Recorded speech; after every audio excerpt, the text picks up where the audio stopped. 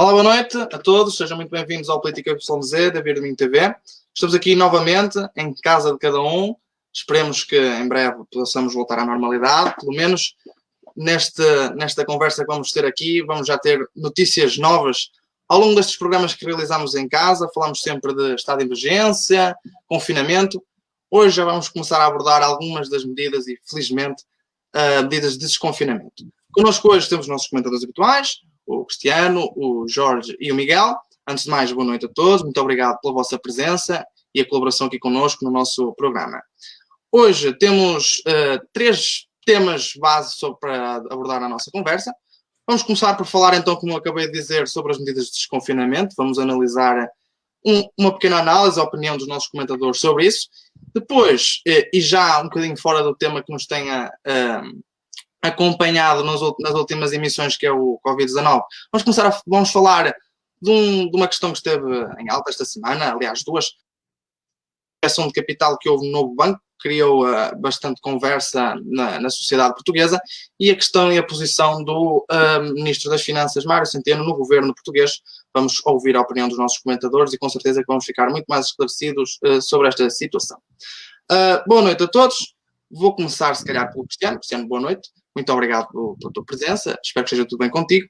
Eu gostava de ouvir da tua parte qual é a tua opinião sobre estas medidas de desconfinamento que começam a aparecer e que o país começa a abordar esta realidade.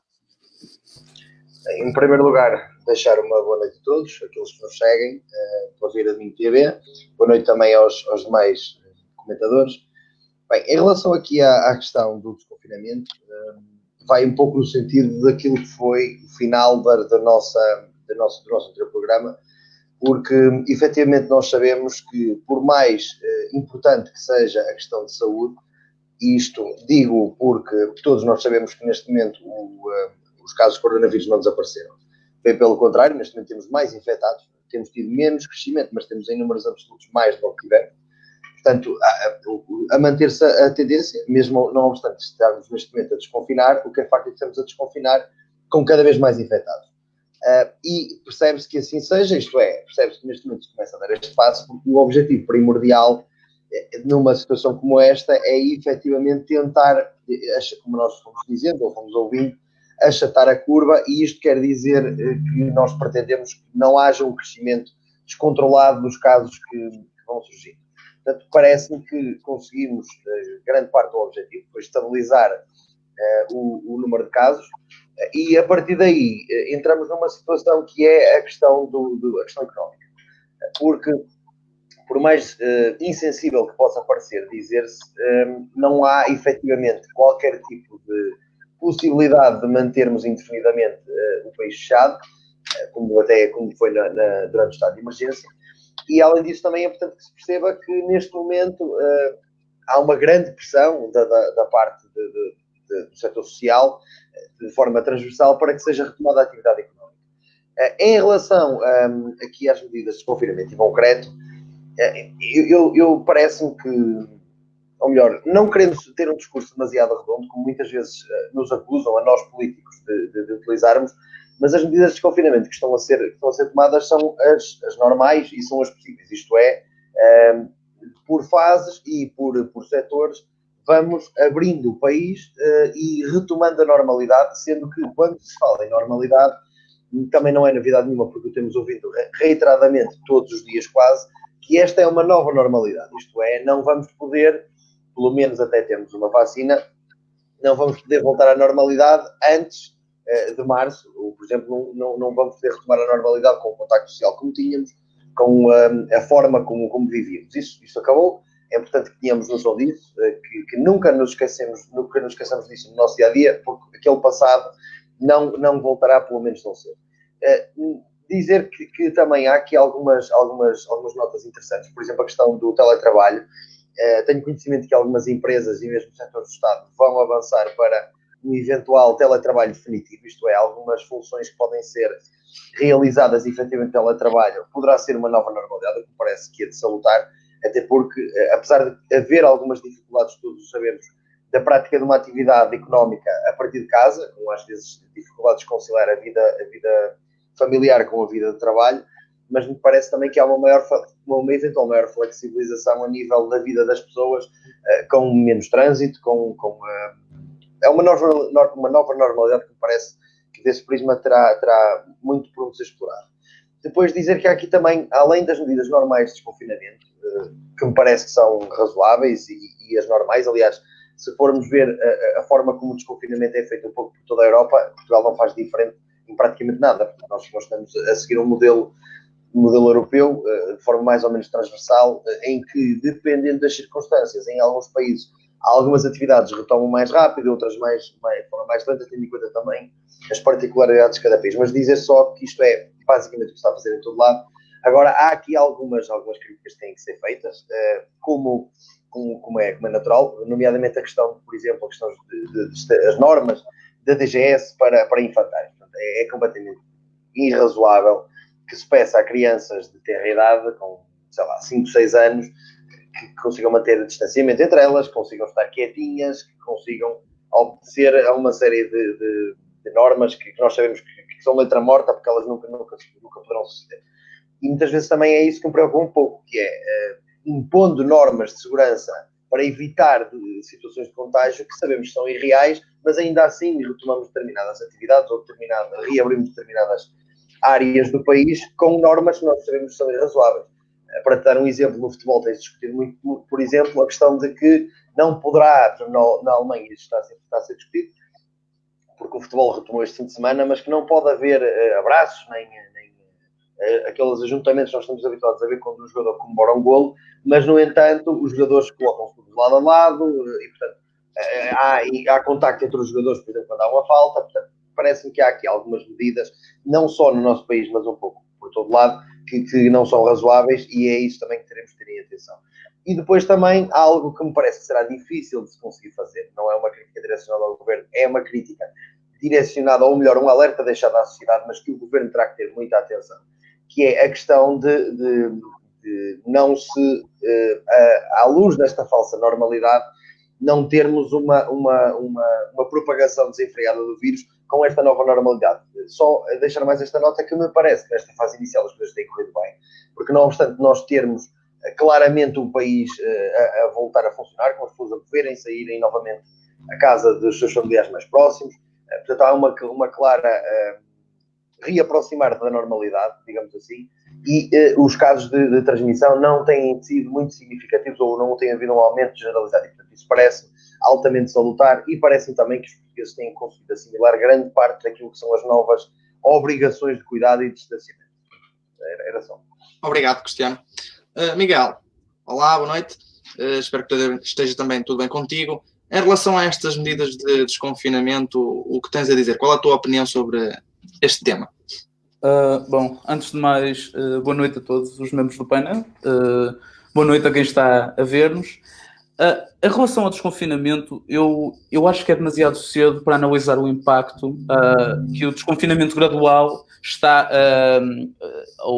a ter ou está a causar na evolução da pandemia em Portugal. Acho que, pelo que tem saído a nível de números pela Direção-Geral de Saúde, os números estão bastante estáveis, e acho que isto provém de dois aspectos essenciais, que é o comportamento da população, que face a esta pandemia, face a este vírus que nunca enfrentamos, a população parece que lidou com isto da melhor forma possível. A forma como se recolheu em casa de forma voluntária durante tanto tempo, a forma como cumpriu as normas de utilização de máscara, as normas de utilização de luva, etc., distanciamento social, mas também o outro aspecto essencial para esta estabilidade dos números é o Serviço Nacional de Saúde. Foi o SNS que deu a resposta na linha da frente todos os dias. Deu e continua a dar. Tem estado todos os dias na linha da frente de resposta a esta pandemia. Contudo, temos que estar cientes que agora, para enfrentar este desconfinamento, continuam a existir duas vulnerabilidades. A primeira corresponde à vulnerabilidade à doença. que são as pessoas mais vulneráveis que vão ter que continuar a tomar precauções. Vamos ter que, enquanto jovens, eu disse enquanto nós, mas a população jovem também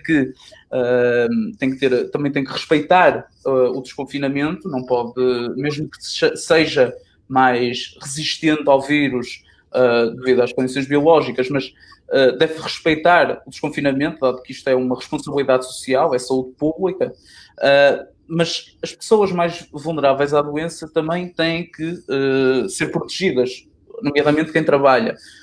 Devem ser dispensadas do trabalho e não devem levar qualquer penalização a nível de rendimento. Caso contrário, isto irá agravar a segunda vulnerabilidade que eu irei referir agora, que é a vulnerabilidade social. Com esta crise pandémica também vivemos uma crise social. E esta crise social, socioeconómica, como queiramos chamar, é uma crise que terá um grande impacto na sociedade.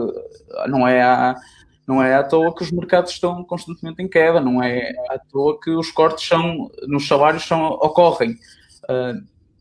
E nós temos que combater estas vulnerabilidades que vêm nas duas formas, no desconfinamento, que é garantir que há proteção para quem está mais afetado com o vírus, quem é mais afetado com o vírus, mas também garantir que as populações mais vulneráveis, a nível socioeconómico pelo vírus, são protegidas. Isto passa por não haver cortes no fornecimento de bens essenciais, quem perdeu rendimentos não pode ser despejado ou ficar sem o direito à habitação, proteger quem trabalha, etc.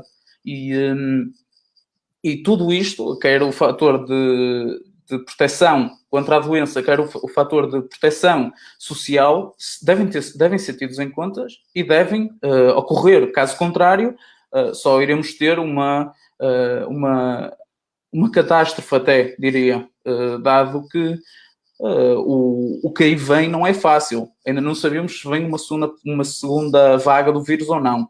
Mas lá está, temos que manter o cuidado sanitário, mas também temos que garantir que as pessoas têm uma resposta para os problemas que necessitam e que enfrentam todos os dias. Muito bem, obrigado, Miguel. Jorge, boa noite. Em relação a isto que estamos aqui a conversar, espero que esteja tudo bem consigo. O que é que tem a dizer? Obrigado. Boa noite a todos. Mais uma vez é um prazer estar cá convosco. Saudar de forma particular os colegas do painel e a VMI TV, quem nos escuta em casa e quem nos vê neste momento. Basicamente, o que eu acho que nós temos vindo a dizer conta-se um bocadinho hoje aquilo que é a segunda fase de desconfinamento. Nós tivemos uma primeira fase em que foi preciso, como todos sabíamos, travar o crescimento da pandemia, e esse foi o objetivo de todos os governos do país e dos países todos da Europa, no mundo, inclusive, no mundo, exceto nos Estados Unidos e no Brasil, que ainda não aceitaram muito bem esta forma de fazer este travar da pandemia. Mas depois, agora que a mesma está travada, porque o que estava em causa era o Serviço Nacional de Saúde não ser capaz de dar resposta a um grande número de casos que chegassem e que precisassem de cuidados intensivos, porque a doença, como todos sabem, ataca muito mais do que aquilo que são os cuidados intensivos. Aliás, devemos ter uma percentagem muito maior de infectados que aquilo que está registrado nos dados, não por omissão de dados, mas porque, em muitos casos, os sintomas não são de tal forma evidentes que necessitam de cuidado hospitalar, nem sequer cuidado médico. Portanto, haverá muitos infectados que nem se aperceberam que estão, ou que estamos, podendo usar também o caso de cada um de nós, e, portanto, travado que foi esse perigo de uma curva ascendente muito grande e que entupisse de forma perigosíssima o estado de saúde, os cuidados de saúde, como aconteceu numa zona de Itália, como tem acontecido em Espanha. Travado isso, é a altura também de dar a voz àquilo que é a vida normal de uma sociedade. Nós não fomos feitos para estarmos presos em casa, porque senão isso não seria uma pena quando se comete um crime, ficar detido ou ficar preso. Nós somos seres sociais, seres de convívio, seres de podermos ter a nossa liberdade, e a economia é feita de movimento e de consumo. E, portanto, esta segunda fase, aqui o Presidente da República, o Primeiro-Ministro, tem feito um apelo grande, era para que cada um de nós, enquanto na nossa responsabilidade individual de cada um, essa é a mais importante de todas, possamos sair de casa com cuidados, respeitando aquilo que são as normas e os procedimentos tidos e recomendáveis, e fazer o nosso nível de vida habitual. É normal que isso seja agora feito um apelo, mas eu percebo que para muitos de nós isso será possível, para muitos outros não é. porque não sei se foi o Miguel que disse ou não, mas de facto o vírus ataca toda a sociedade de forma simétrica, mas os seus efeitos são muito assimétricos naquilo que são as realidades de cada um. Há grupos sociais que vão ser muito afetados, que estão a ser muito afetados. O nível de necessidade económica, de necessidade de bens alimentares, de fome, vai aumentar, tem aumentado muito. A sociedade civil, o Estado e as câmaras, as autarquias, as juntas de freguesia, as IPSS têm sido capazes e têm procurado dar resposta a isso, mas e esses casos vão se agravar ainda mais. Nós, neste momento, devemos ter à volta de 25% da população que trabalha em Portugal na layoff, o que significa que no mês passado, quem pagou, ou este mês, quem pagou o salário a esses trabalhadores não foram as empresas, mas foi sim o Estado. E o Estado não pode continuar a ter a suportar um custo tão grande numa economia tão pequena e tão frágil como a nossa. Bem sei que o Estado e o governo português conseguiu no ano anterior um déficit zero, praticamente zero, ou até quase um bocadinho positivo, que foi histórico, nunca tinha acontecido em democracia. Isso permitiu agora também ter alguma folga, alguma margem para aguentar aquilo que são os custos evidentes com essa pandemia, mas essa situação não pode continuar e, portanto, é também por isso que se faz o convite aos confinamentos. Aquilo que eu acho é que esse convite aos confinamentos tem de ser feito com a preocupação de cada um, a responsabilidade de cada um individual é que tem de ser a base desta segunda fase de um processo contínuo para que chegamos a uma anormalidade que vai ser normal. E, portanto, estou certo que o Governo esteve bem até aqui, o Governo, as autoridades, todos nós, os cidadãos em particular, cada um de nós esteve muitíssimo bem, porque conseguimos chegar aqui com um excelente resultado. Daqui para a frente, compete aos mesmos manter a mesma forma de fazer e de conseguir levar por diante esta segunda fase da pandemia. Diria que há setores económicos que vão ter muita dificuldade. Eu deixo uma palavra de saudação e de boa sorte à restauração, mas vejo com muita dificuldade restaurantes. No nosso caso, aqui em particular em Vila Domingo, já estive a fazer aqui uma viagem mental pelos nossos restaurantes e eu acho que é possível que eles trabalhem em sistema de esplanada e mesmo redução do espaço, mas será muito difícil porque quem desenhou um plano de negócio com uma sala para 50, ver agora reduzir uma sala para 25, não é a mesma coisa, portanto isso vai trazer grandes dificuldades do ponto de vista financeiro e económico. Mas estou certo que conseguiremos dar a volta usando as esplanadas, o espaço exterior, se o tempo permitir. Portanto, desejar-lhes boa sorte. Não vai ser fácil, até porque nós vamos ter desconfiança. E este fator de desconfiança de cada um de nós vai ser o mais difícil de combater. Mais difícil de combater a doença é combater o medo à doença. Acho que, de facto, isso vai verificar. E depois dá uma palavra também de saudação e de boa sorte e de que tudo corra bem à escola, que vai abrir para o 11º e 12º ano. Portanto, tudo corra bem. O nosso moderador será um dos exemplos desse sucesso, dessa iniciativa, e também para as creches, que naturalmente amanhã abrem as portas, com muito menos crianças, mas que tudo vai correr, normalmente vai correr bem, porque também as instituições são capazes e se organizaram para que isso aconteça. Portanto, a segunda fase eu espero correr bem, naturalmente com a abertura dos cafés e com a abertura da restauração, as nossas vilas, as nossas cidades vão começar a ser diferentes, para melhor, com gente e com pessoas, que é o mais importante. Obrigado. Bem, vamos passar então. Jorge, pedir que lhe desligasse o microfone, por favor. Obrigado. Bem, vamos então passar ao próximo tema que vamos abordar aqui no nosso programa, na nossa conversa, que é a injeção de capital por parte do Estado no novo banco. Finalmente podemos conversar e debater aqui assuntos que não estejam diretamente relacionados com o Covid-19. Acho que é um bom sinal. Começo pelo Miguel. Miguel, estou curioso de saber a tua posição em relação a esta injeção de capital do governo no novo banco. O que tens a dizer sobre isto? Eu acho que para entendermos mais ou menos a situação, acho que é preciso andar um bocado para trás. Acho que é preciso perceber mais ou menos o que é o novo banco. O novo banco não passa de quase uma experiência de laboratório. Portugal serviu de laboratório, tal como o Chipre, nomeadamente nesta questão de bancos. Esta experiência foi imposta, entre aspas, a Portugal pelo BCE para resolver as falências bancárias, para responsabilizando todo o sistema financeiro, que seria, neste caso, o aparelho estatal e que representa a sociedade, não é? Dado que nós contribuímos com impostos, etc. Ora, nessa altura criou-se o BES bom e o BES mau. O banco foi basicamente partido em dois. Tínhamos o banco, o BES, o Banco Espírito Santo, e depois havia o BES bom e o BES mau. o Estado garante empréstimos a longo prazo via fundo de resolução. E neste caso seria para o BES-Bom. O maior acionista deste banco, do novo banco, é um fundo de resolução, um fundo especulativo americano que se chama Lone Star. E o fundo de resolução, peço desculpa por uma confusão um bocado, também é acionista. O Estado, devido a regras europeias, não nacionalizou, nem deixou cair de vez o banco. Teve que fazer um fundo de resolução. E este é um fundo sem fundo.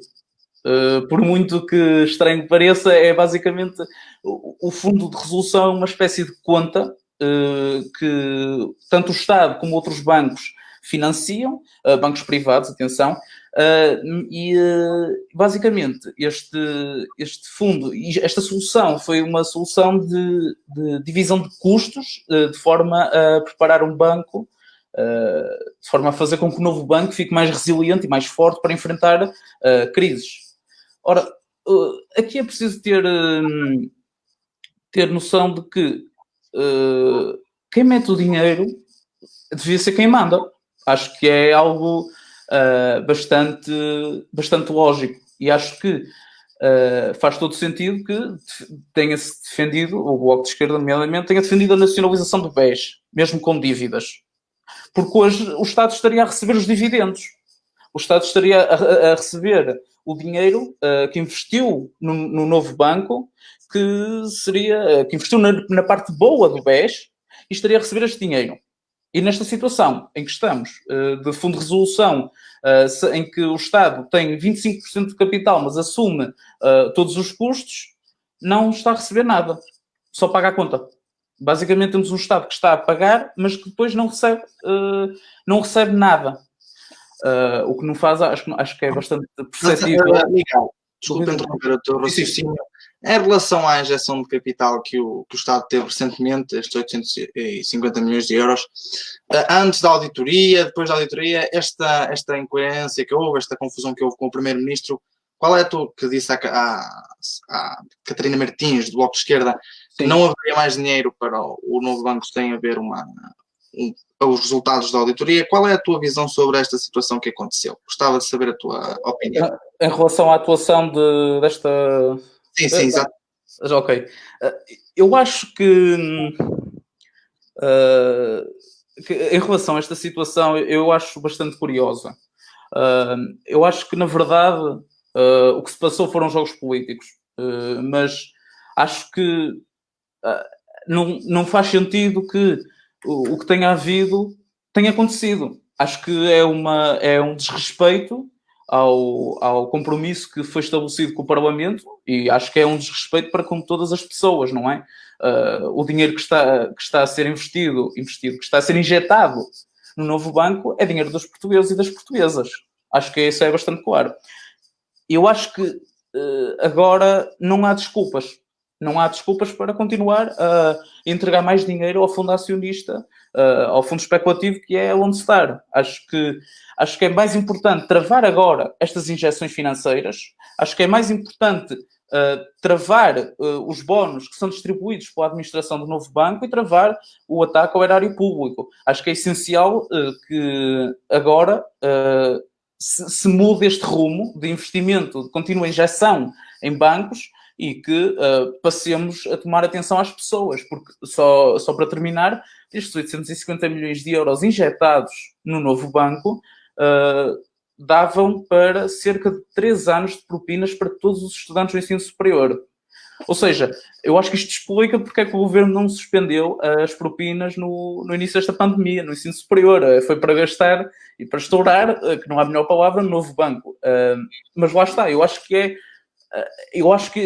espero, sinceramente, mas duvido imenso, devido ao espectro, ao arco de governação, de sempre dar as mãos à elite económica, que, como vimos até agora, acho que o que vem aí não vai ser nada de novo, mas espero que as pessoas estejam atentas ao que se está a passar.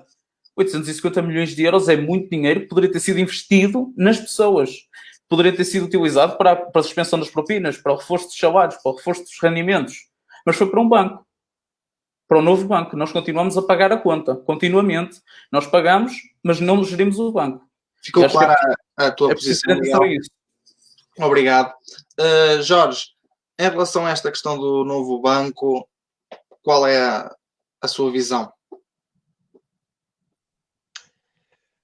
Esta questão do banco surge um bocadinho a polémica porque houve aqui uma pergunta no Parlamento da Catarina Martins, a que o António Costa deu uma resposta e que a resposta não correspondia àquilo que era a realidade dos factos. E ele, no dia seguinte, o Primeiro-Ministro pediu desculpa à Catarina Martins e isso disputou aqui uma questão entre o Primeiro-Ministro, o Ministro das Finanças e em que teve também a participação do Presidente da República. O enquadramento que o Miguel fez é um enquadramento que eu percebo, até poderia concordar em abstrato, tudo o que disse também está bem, mas já é tarde para fazermos essa análise porque isso já são assuntos passados. O banco foi vendido a um fundo financeiro norte-americano que um dia destes vai vender, eventualmente a um banco espanhol, uma coisa assim do género. E o Estado português assinou um contrato em que se compromete a transferir tranches de dinheiro para esse banco. Chegou à altura de fazer a transferência deste ano destes 830 milhões de euros, se calhar ainda vai haver mais uma transferência qualquer durante este ano, e, portanto, tinha que fazer a transferência. Eu concordo em absoluto com o facto de que o Ministro das Finanças devia ter dito ao Primeiro-Ministro, ou o Gabinete do Primeiro-Ministro perguntado, ou o Ministro das Finanças ter comunicado, para que ele soubesse aquilo que estava a responder. Porque o que está em causa é a resposta que foi errada. Porque o pagamento no banco foi feito, e muito bem, porque o Estado português, quando vendeu o novo banco, assumiu com a empresa que o comprou, com o fundo de resolução que o comprou, o fundo de investimento que o comprou, que transferiria montantes financeiros para garantir perdas que durante este período o banco vai ter. Não concordando com isso, eventualmente, eu também não concordo. Se calhar até nem concordo com a forma como foi encontrada para salvar o banco, que eu acho que devia ter sido salvo, ou então continuar a funcionar como estava com fundos públicos portugueses, porque o novo banco, o BES, não é propriamente um banco pequeno em Portugal.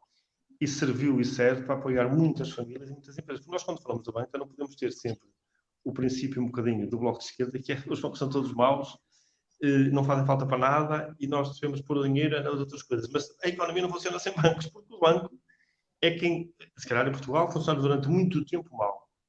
Foram muito tempo pouco regulados, foram muito tempo pouco fiscalizados, mas a banca é essencial para a atividade económica de um país. O Estado recorre à banca, as autarquias recorrem à banca, os particulares recorrem à banca, as empresas recorrem à banca e a banca alavanca investimentos que são essenciais para que depois a economia funcione e que haja rendimento. E, portanto, não concordando eventualmente com os desperdícios que houve, com as más gestão que houve, é para isso que a auditoria está a ser feita, para verificar se houve até fraude do ponto de vista financeiro, da gestão financeira do banco. Tudo isso é uma realidade. A realidade da transferência é uma mera transferência financeira obrigatória que tinha de ser feito e que mal o Ministro das Finanças não comunicou ao Primeiro-Ministro. E, portanto, o Primeiro-Ministro também mal, e aí devia reconhecer, o erro já reconheceu, porque ligou à líder parlamentar do Bloco de Esquerda, reconheceu o erro e a polémica devia terminar aqui. Não terminou. Não terminou porque, entretanto, se calhar, há também interesse de preparar a saída ou uma saída do Ministro das Finanças, ou o Ministro das Finanças quererá sair do Governo. Mas isso mais à frente em relação ao Mário Centeno, vamos conversar mais à frente. Continua, por favor, Jorge. Pois, portanto, eu acho que essa questão nem devia ter sido colocada por nenhum dos dois, nem pelo Presidente da República que entrou aqui, que não devia ter entrado nesta discussão. E, portanto, voltando ao assunto que o Miguel me perguntou, a injeção foi feita no banco. E muito bem. E porquê é que foi muito bem? Porque a injeção desse montante financeiro está previsto em Orçamento do Estado, votado por maioria na Assembleia da República, e, portanto, é um compromisso do Estado. O Estado português deve ser a pessoa do bem, neste contrato e em outros contratos, que naturalmente em outros contratos também, e, portanto, se tinha assumido, se tinha comprometido fazer o pagamento, fê-lo e fê-lo muito bem. E mais, só para terminar, o Fundo de Resolução dá lucro ao Estado, porque o Fundo de Resolução empresta aos bancos que pagam juros. E, portanto, esse dinheiro nem sequer é prejuízo para o Estado. É uma liquidez que os bancos precisam e, nomeadamente, o novo banco necessita. Obrigado, Jorge. Cristiano, agora queria ouvir-te qual é a tua opinião. Sim, em primeiro lugar, eu tenho que em abono da verdade, até porque as pessoas que me conhecem, quer pessoal, quer politicamente, já sabem que eu não consigo estar de outra forma. E eu não posso deixar de dizer que é com grande estupefação que eu vejo a posição que o Bloco de Esquerda vai tendo neste tema. E basta ver o que o Miguel disse há pouco. Esta transferência de 150 milhões está no orçamento, esta transferência, e é bom da verdade, está no orçamento de Estado. Portanto, não é aqui uma transferência que estava escondida a algures, ou um dinheiro que o Mário Centeno transferiu à revelia de toda a gente, numa ótica de ajudar um amigo ou algo assim. Não é disso que se trata. Portanto, o que se trata aqui é única e exclusivamente de uma questão, e isto aqui não é bem fazer a defesa de ninguém, não tenho de fazer. Aliás, eu acho que toda esta situação foi absolutamente patética, mas dizer-te que esta transferência, e é importante que as pessoas que estão lá em casa percebam isto, esta transferência estava prevista no Orçamento de Estado. Para quem não sabe, o Orçamento de Estado é um documento, uma lei do Orçamento de Estado, em que está lá tudo estipulado, como é que isto vai ser gerido, para quem é que vai dinheiro, quais são os impostos, etc. É uma lei que define, digamos assim, a vida de um país durante um ano. E, portanto, o Bloco de Esquerda aprovou esta transferência de 150 milhões. A única diferença é que existe uma lei que define precisamente isto. Sempre que houver uma transferência desta natureza, em termos gerais, mais ou menos assim funciona, tem que haver uma auditoria. E, portanto, a norma determina que só após a auditoria é que deveria ter sido feita esta transferência. E isso não aconteceu. Isto é, a auditoria ainda não foi concluída e a transferência dos 850 milhões já foi realizada. Entretanto, já se fala da necessidade, por causa da obrigação legal, de uma nova auditoria em função desta transferência que foi agora feita. E, portanto, mais uma vez também é importante que as pessoas lá em casa percebam. E desde já também deixo claro que não tenho uma especial simpatia pela banca, nem pela forma como a banca tem sido gerida, nem como muitos dos gestores bancários têm procedido ao longo dos anos. E, portanto, eu só queria deixar aqui uma nota, que é assim, em primeiro lugar, concordar quase transversalmente com esta última parte que o Jorge disse. O Fundo de Resolução funciona da seguinte forma. O Estado, não é bem opcional porque estamos obrigados a isso, o Estado, cada um de nós, é obrigado a emprestar dinheiro ao Fundo de Resolução e a quem dele se socorre, no caso, o Novo Banco. E, portanto, o que nós fazemos é emprestamos dinheiro, no caso, ao Novo Banco, e a 30 anos iremos rever esse dinheiro, sendo o juro entre 1,2%, 1,3% mais ou menos, e 2%. Aliás, há agora uma nova previsão, que vai haver estou a falar de uma notícia de fevereiro de 2020, que com uma nova revisão, à partida vamos deixar de receber juros dos novos empréstimos que forem realizados, mas, pelo menos para já, nós estamos efetivamente a receber dinheiro, a não ser que eventualmente o Novo Banco vá à falência, que certamente não interessará a ninguém, e aí, entre aspas, desculpa a expressão, mas vamos ficar a arder com o dinheiro que emprestamos. Mas se tudo correr normalmente, de facto, do ponto de vista de gestão, não é um negócio assim tão mal quanto isso. O Estado é obrigado a emprestar dinheiro porque é algo que interessa financiar, é importante que a economia funcione, e sem bancos nós sabemos que não funciona, e, portanto, o que está neste momento em causa é o Estado emprestar dinheiro, nós, contribuintes, emprestarmos dinheiro ao Fundo de Resolução e ganharmos, mesmo que não seja muito com isso, e aqui é que é importante termos aqui uma nota que será a seguinte. Não podemos esquecer que temos no passado recente um grande problema que se chama o BPN, foi no tempo do Partido Socialista nacionalizado, e dizer-vos que neste momento, ainda não, mais de 10 anos envolvidos, ainda não se sabe qual foi o real custo do BPN, e ascende a mais de 4 mil milhões de custos diretos para os contribuintes. Ou seja, fazendo aqui um paralelismo, numa questão da nacionalização, que é isto que o Miguel acabou aqui de dizer, nós podemos eventualmente ter que, e não fazendo, por exemplo, o que foi feito, foi separar o BES mau do BES bom, digamos assim, isto é, aquilo que não era recuperável, aquilo que eram ativos claramente nefastos para o banco, ficaram sem cobrimento. E tudo o resto, os depósitos, os empréstimos da habitação, etc., foi o Estado que assumiu, digamos assim, e entregou a gestão em particular. Ora, se nós nacionalizássemos o Novo Banco e nos acontecesse o mesmo que o BPN, a fatura não ia ser 4 mil milhões, ia ser uma brutalidade muito acima desse montante. E, portanto, estamos aqui a falar de, apesar da solução não ser perfeita, longe disso, mas estamos a falar de uma solução que garante que os contribuintes não pagam diretamente a fatura.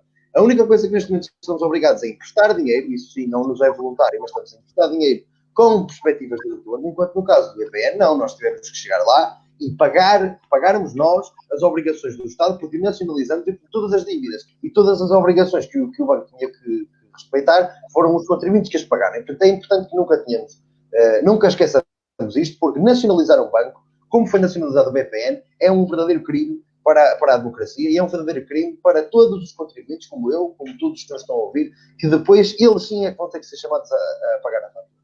E, portanto, vou recentrando aqui a questão na transferência. A transferência é uma transferência normal. se me disserem assim, gosta do modelo, acha que não é muito dinheiro, concordo com tudo isso. Mas não podemos estar com hipocrisias. Desculpa, Miguel, dizer que isto está para pagar não sei quantos anos de propinas. Quando vocês aprovaram o Orçamento de Estado, está lá que esse dinheiro tinha que ser transferido. Portanto, nós temos que ser sérios naquilo que estamos a fazer. Isso é a coisa que eu exijo a todas as pessoas que estão na vida política, e exijo-me a mim próprio, em primeiro lugar, como é óbvio, é que também sejamos sérios nisto. E, portanto, eu também posso dizer que com 850 milhões poderíamos dar de comer a muitos pobres. Mas isto seria a demagogia que nós muitas vezes acusamos o Chega de ter, e o Bloco de Esquerda também muitas vezes também é profícuo nisso. Nós temos que ser sérios. A única questão que envolve a polémica desta transferência é uma questão política que o Jorge referiu muito bem e que o nosso caríssimo moderador nos pediu para não abordarmos desde já, que é a questão de eventualmente o Mário Centeno sair do governo e de o Mário Centeno depois pretender ir para o Banco de Portugal, mas isso penso que será um ponto à parte. Abordamos assim. Portanto, quanto a isto era só. Obrigado, Cristiano. Miguel, não sei se queres referir aqui alguma coisa em relação às alegações que o Cristiano referiu em relação à posição do Bloco de Esquerda perante esta transferência. Já estava previsto em Orçamento de Estado. Claro que quero referir. Acho que é importante, já que estamos a falar de seriedade, António Costa assumiu que ao Parlamento que não iria fazer mais injeções no novo banco, até sem os resultados da auditoria, e fez. Portanto, se queremos estar aqui a falar de seriedade, sejamos sérios. António Costa falou ao Parlamento, comprometeu-se a não injetar, comprometeu-se, disse que não iria haver mais injeções no novo banco sem o resultado da auditoria. O que aconteceu? Não se finalizou o resultado da auditoria e há injeções no novo banco. Eu acho que também aqui é preciso ter noção do que se está a falar. Acho que é bastante mau estarmos a defender isto. A defender que é preciso injetar mais dinheiro estatal, mais fundos públicos no novo banco. Porque o Estado é acionista a 25%. Mas depois, quem está continuamente a injetar dinheiro no novo banco é o Estado. Não é mais ninguém. E mesmo que sejam juros de 1% a 40 anos, isto vai demorar imenso tempo a chegar.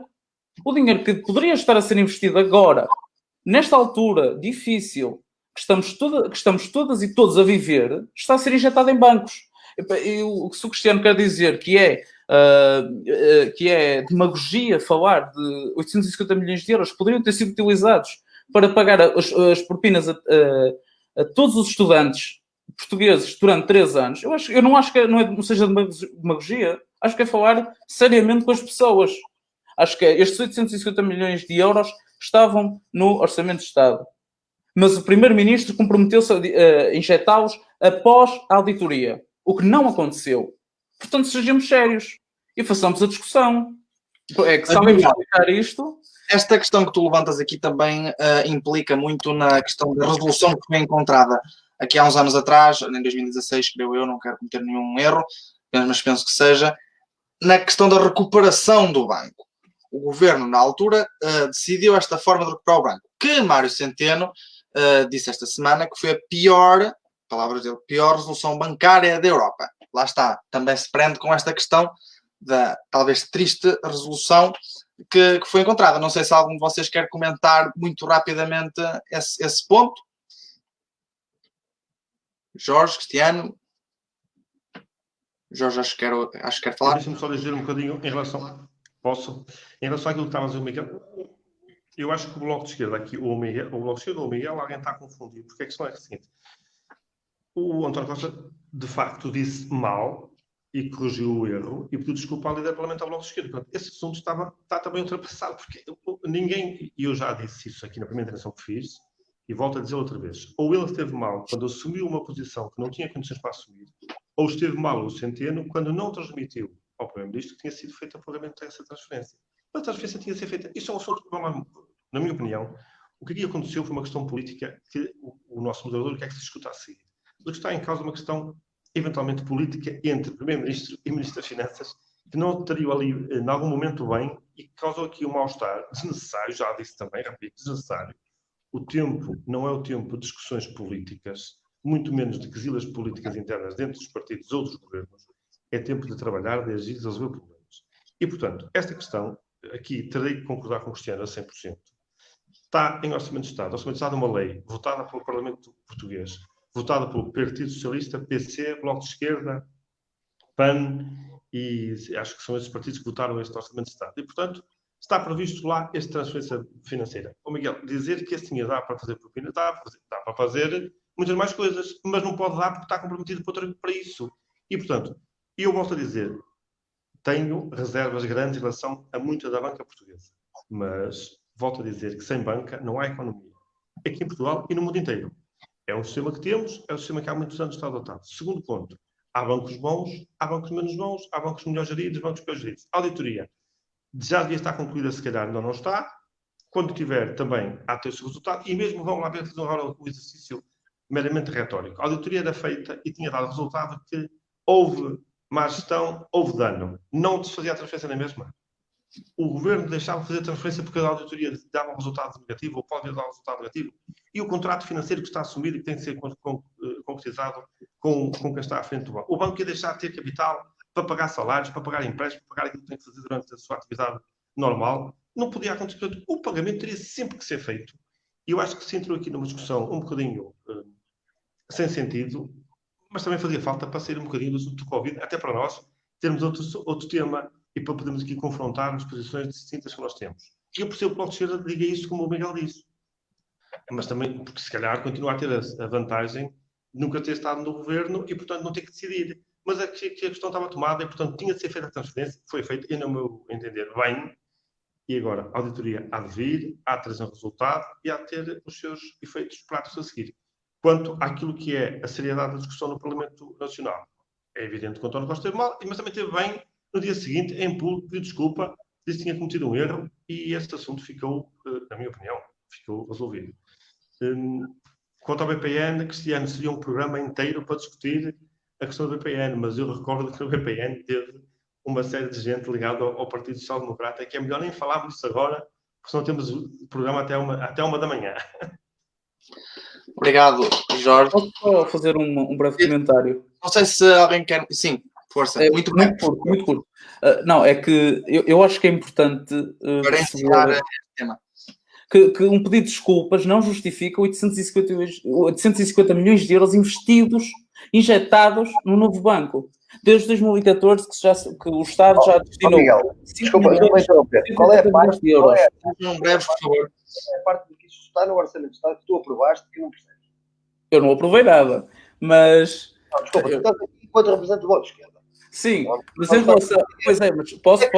Onde é que está? Responde-me só isto. Onde é que tu não percebes que isto está no Orçamento de Estado que tu aprovaste? Qual é a parte que não... Onde é que está uma pandemia no Orçamento de Estado? Onde é que está? Mas então, se vamos falar, então o PS e o PSD que chumbaram a proposta para trabalhar não vamos sair muito daqui deste tema. Concluam, por favor, sejam breves, senão muita conversa. É que eu acho que é importante também discutir o chumbo por parte do PS e do PSD de novas injeções no novo banco. Acho que também era importante. É que o Bloco de Esquerda apresentou isto e foi rejeitado. Desde 2014 que já estamos a falar de 5 mil milhões e 180 milhões de euros. 1.000 milhões de euros. E desde 2017 foram disponibilizados 3.890 mil milhões de euros. Eu acho que nós temos sempre ter uma conversa séria, que sejamos claros. O Bloco de Esquerda defendeu desde o início a nacionalização do BES. Porque, mesmo com dívidas, porque se fosse assim, hoje o Estado estava a receber os dividendos do novo banco, ao invés de estarem a ser distribuídos pelos acionistas, pela administração. Portanto, eu acho que é um bocado bastante mau, estarmos a defender que um pedido de desculpas do Primeiro-Ministro justifica a falta de transparência por parte do Primeiro-Ministro no Parlamento, que tinha referido, que eu volto a insistir, que não iria injetar mais dinheiro no novo banco enquanto não houvesse resultados de uma auditoria. Eu acho que, se é para falar de seriedade, isto é bastante sério, e acho que o pedido de desculpas simplesmente não justifica.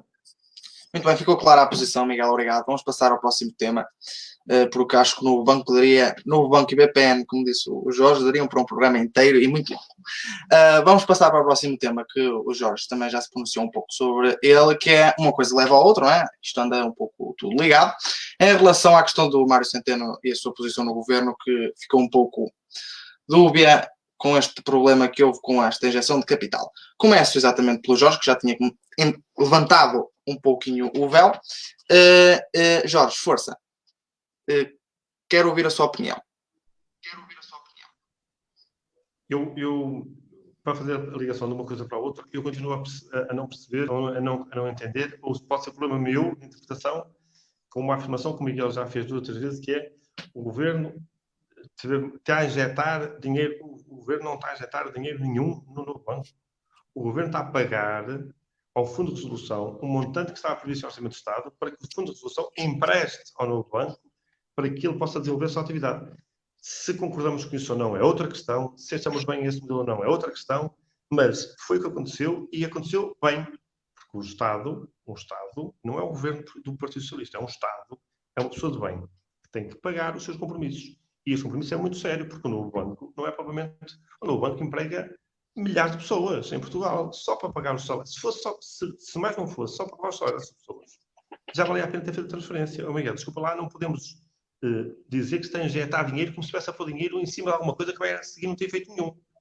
Não é o caso. O Mário Centeno teve um papel fundamental para as eleições dos partidos socialistas. Agora ligo com o tema que o moderador pediu para nós comentarmos. O Mário Centeno teve um papel fundamental para que o PS pudesse ganhar as eleições nas últimas eleições legislativas.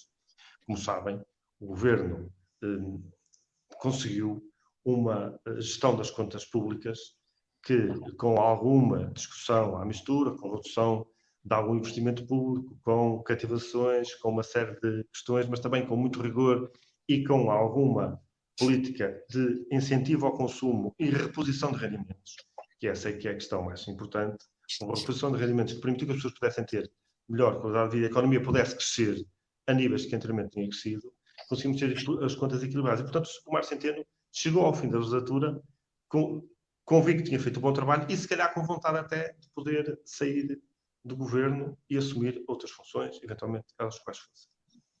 E, portanto, eu acho que esteve sempre um bocadinho aqui forçado na posição de Ministro das Finanças, quando se calhar já não queria ser Ministro das Finanças. E também acho que deve ter havido aqui, como há em tudo, há nas famílias, há nos clubes, há nas associações, em tudo, há momentos em que a tensão começa a existir e há uma altura em que é preciso limpar essa tensão e estabelecer posições. Eu acho que foi um momento em que a falta de comunicação gerou mais burburinho que aquilo que de facto devia ter gerado. A posição do Mário Centeno foi agora clarificada, a posição de António Costa também.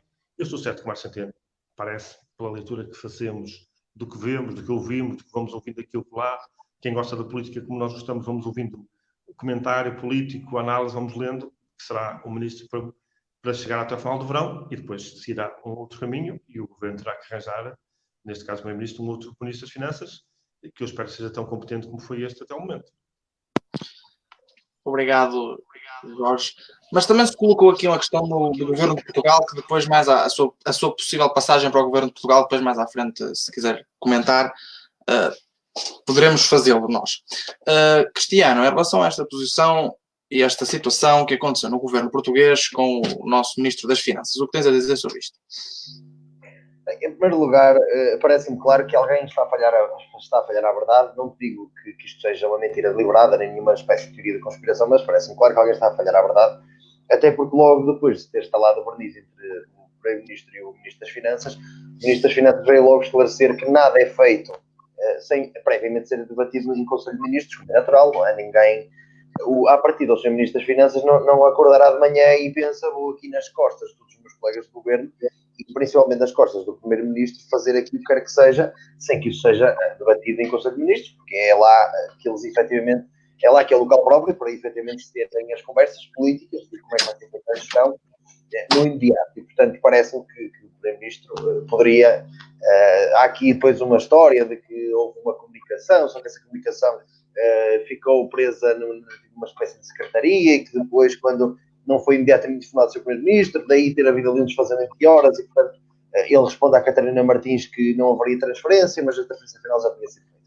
Bem, independentemente disso, parece-me que é vergonhoso, e eu sufrago aqui integralmente a posição do PSD, porque uma coisa não invalida a outra, e é isto que há pouco o Miguel não estava a conseguir perceber, que é, não digo que não seja grave o que tenha sucedido, aliás, eu concordo plenamente com o Dr. Rio quando diz que o nosso Ministro das Finanças não tem condições de continuar, e na minha ótica não tem, porque isto não é provavelmente nenhuma brincadeira, não é? Nós não podemos pegar em 850 milhões dos contribuintes, é um empréstimo, é certo, não estamos a dar, pelo menos esperamos nós, dinheiro a ninguém, estamos a emprestar dinheiro e é isso estamos obrigados.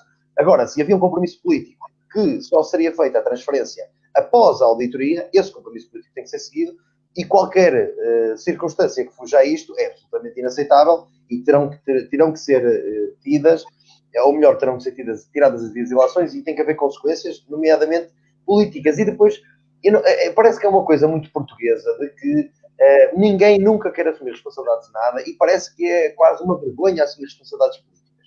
Ora, é a mesma coisa que quando um funcionário comete um erro no âmbito de uma empresa, esse funcionário tem a obrigação de chegar à frente e dizer que cometi este erro e depois, eventualmente, como se costuma dizer, as pessoas que estão na política estão a gerir a coisa pública em prol dos interesses dos cidadãos. E, portanto, não é um trabalho como um agente da PSP ou como um juiz ou como outra profissão qualquer.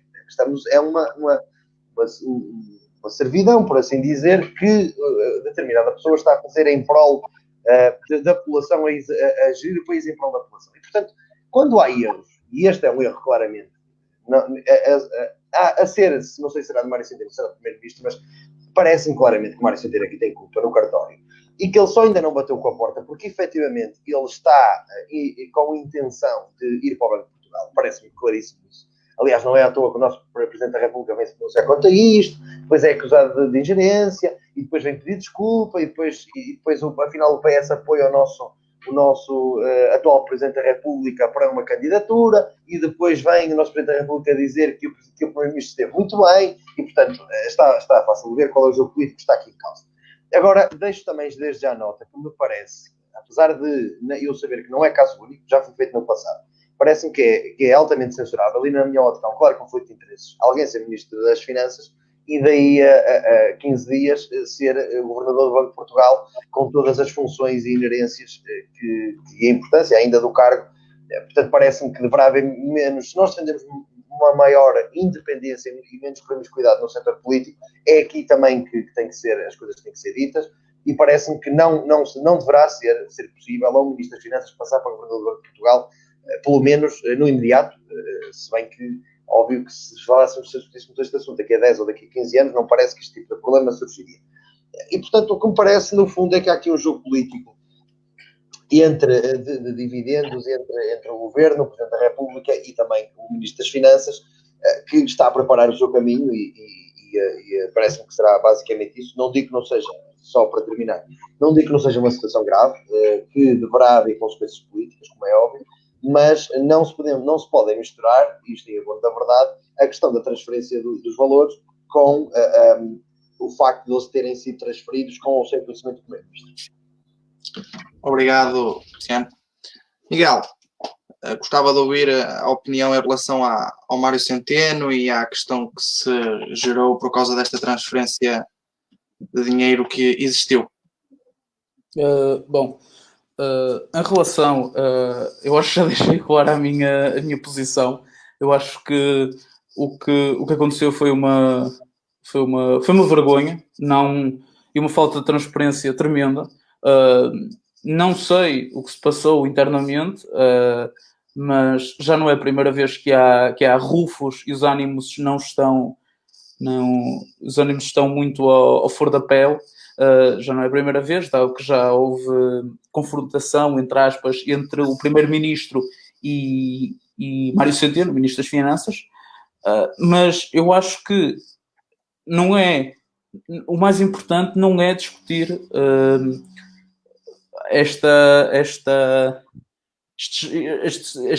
o funcionamento interno do governo. Acho que não é o mais relevante. Eu acho que o mais relevante é discutir estes 850 milhões de euros foram transferidos. Havia a palavra do Primeiro-Ministro assumido ao Parlamento de que não iria fazer mais injeções no novo banco sem os resultados da auditoria. Mesmo assim aconteceram. António Costa pediu desculpa, o Mário Centeno pediu desculpa, os 850 milhões de euros foram colocados no novo banco. Eu acho que isso é que é extremamente lamentável e acho que claro que a posição quer do Primeiro-Ministro, quer de Mário Centeno são afetadas, são fragilizadas, mas eu acho que não há qualquer justificação para esta injeção. Mas em relação à possível passagem do Sr. Ministro das Finanças para o cargo de Governador do Banco de Portugal, concordas com esta transição? Pode haver aqui algum conflito de interesses? Qual é a tua... Obviamente que não concordo. Acho que de portas giratórias já as pessoas já estão fartas. Já não é a primeira vez que alguém, ou do governo, ou de outro cargo, dirigente político qualquer, vai para uma direção. Por exemplo, Adolfo Mesquita Nunes sai de deputado e vai para a Comissão Executiva da Galp, salvo erro. Durão Barroso sai da Comissão Europeia e da Presidência e vai para Goldman Sachs. Agora será Mário Centeno a ir para o Banco de Portugal. Eu acho que estas portas giratórias dos partidos do arco da governação são bastante lamentáveis. Ok, obrigado. Jorge, há pouco não lhe coloquei esta questão. Peço desculpa, gostava de saber a sua opinião. Sobre a questão da transferência para o Banco de Portugal. Eu suponho que esse será o caminho que mais se prevê ser o mais provável. Que não será caso único, nem será a primeira vez na história. Suponho que no governo do Cavaco Silva também terá acontecido uma passagem quase direta entre o governo e o Banco de Portugal. Eu confesso que o atual governador do Banco de Portugal é que terá de sair o mais brevemente possível, porque não serviu e não fez um bom trabalho.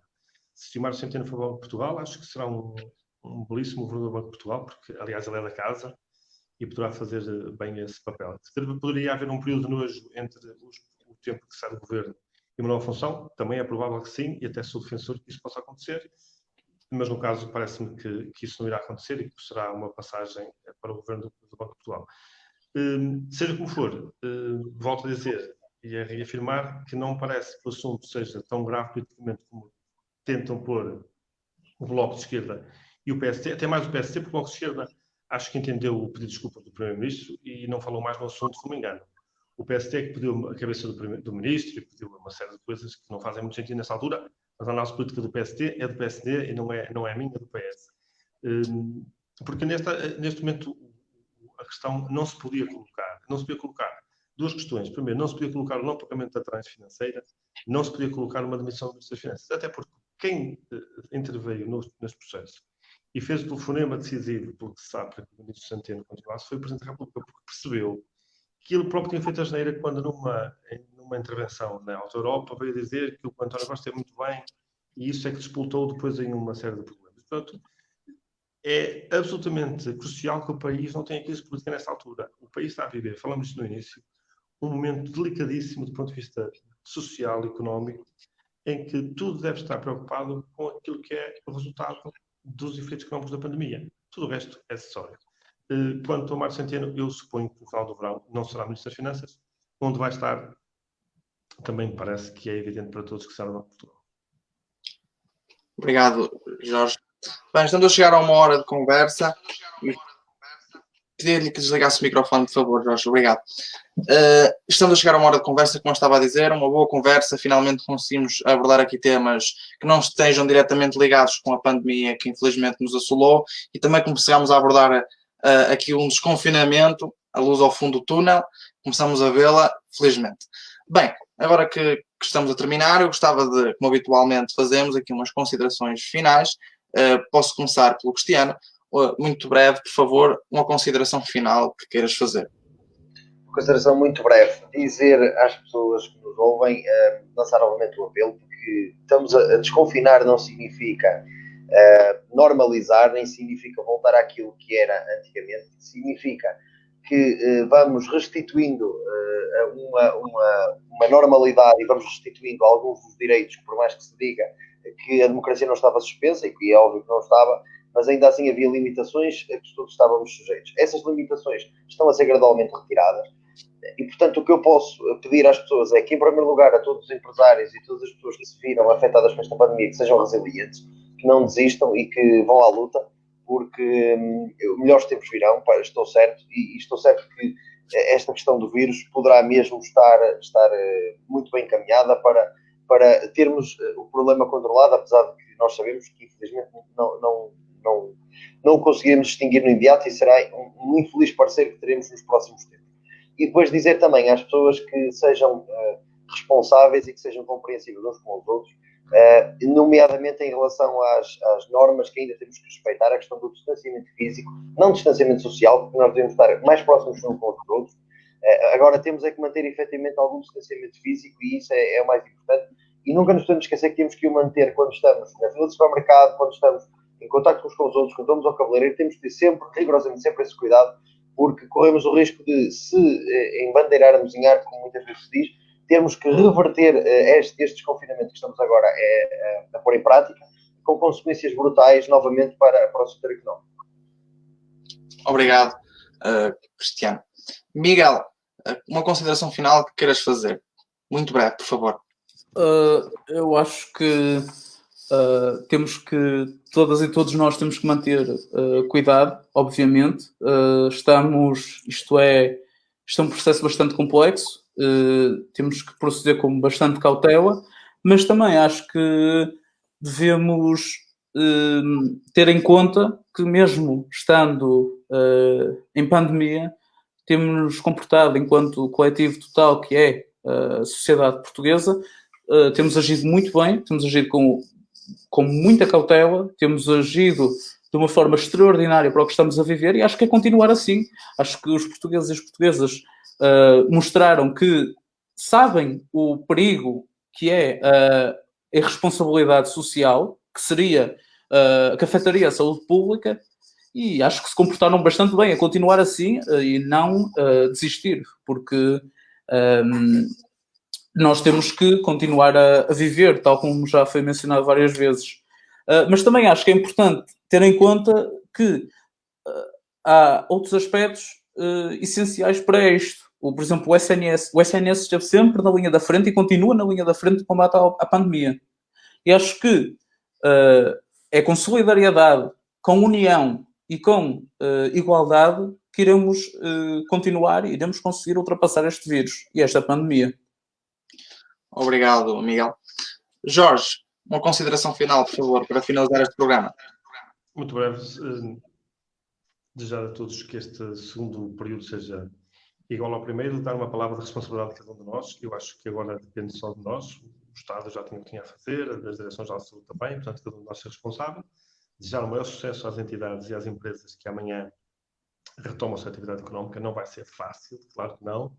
Fica uma palavra de força, de incentivo, uma palavra também para as escolas, comunidade escolar, alunos, professores, pais, carros de educação, toda a gente tem que ter paciência, ter os seus cuidados, mas também um alerta para que todos percamos o medo. Não podemos ter medo de sair à rua com o devido cuidado, com devidas precauções, de retomarmos a nossa atividade normal, porque o país precisa que as pessoas voltem a ter atividade normal e, portanto, uma palavra de coragem, de incentivo e que cada um consiga manter a responsabilidade individual de cada um, porque o coletivo vai naturalmente funcionar bem.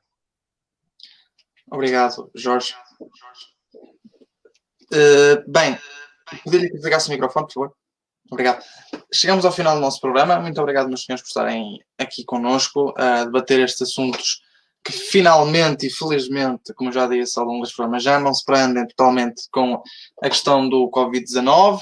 A luz ao fundo do túnel está a ficar cada vez maior. E aí em casa, muito obrigado por estarem a assistir e por estarem desse lado a acompanhar-nos.